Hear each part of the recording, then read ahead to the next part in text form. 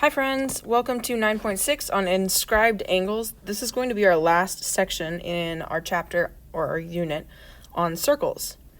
An inscribed angle is one that's inside a circle, and it's like this guy where the vertex or like the point of the angle is on the other side of the circle. So in the diagram to the right, angle B is the inscribed angle, or just as a reminder, we also sometimes call that angle ABC.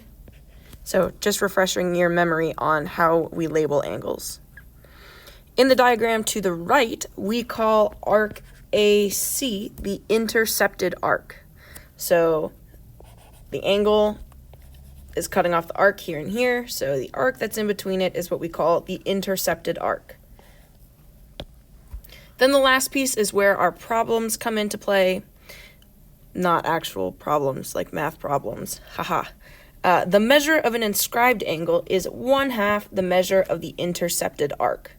So before, we were kind of like, oh, it seems like these arcs and these angles are kind of the exact same thing, but here they're different. So, like, for example, if we say this intercepted arc is like 100 degrees, then this angle over here is going to be half of that. So we'll call that one 50 degrees. We'll do some practice problems with exactly that kind of thinking. Okay, down on these example problems.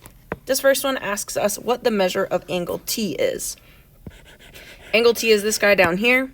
And oh look, our intercepted arc on the other side is labeled as 48 degrees. Based on this last line of notes here, we know then that angle T has to be half of 48. 1/2 of 48. So in other words, it's got to be 24 degrees. The next piece of the problem asks us how big arc QT is, and that's going from here to here. So now we're going the opposite direction. We have the inscribed angle measured here, and we're trying to get back out to the arc, so we're going to double it. So arc QT must be 2 times 50, which is 100 degrees.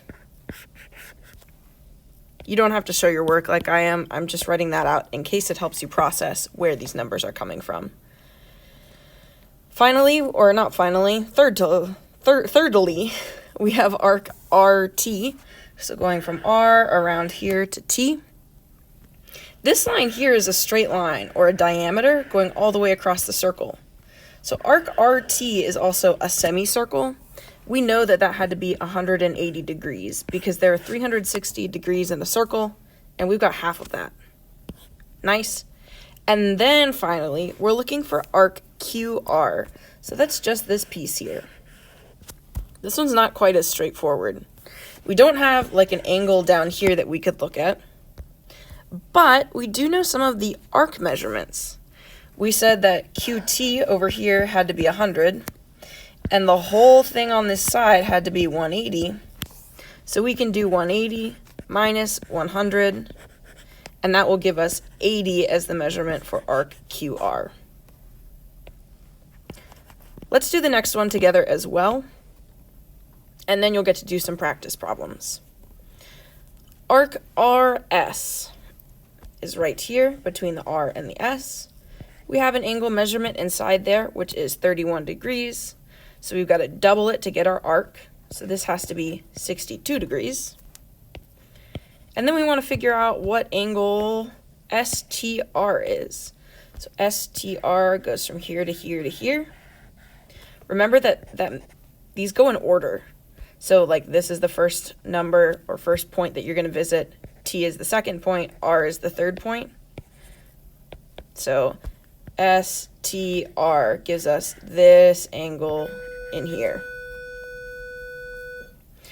If we know that this arc out here has to be 62 degrees, then when we go into the inscribed angle, that must be 31 degrees again. You should be able to do these other practice problems on your own. Go ahead and pause the video here, try them out, and then check your answers.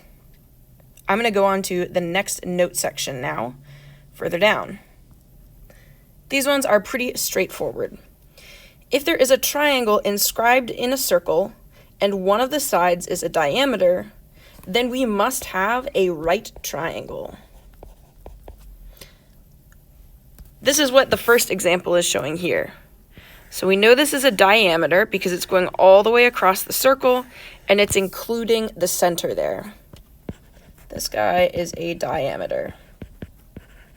So this triangle must be a right triangle.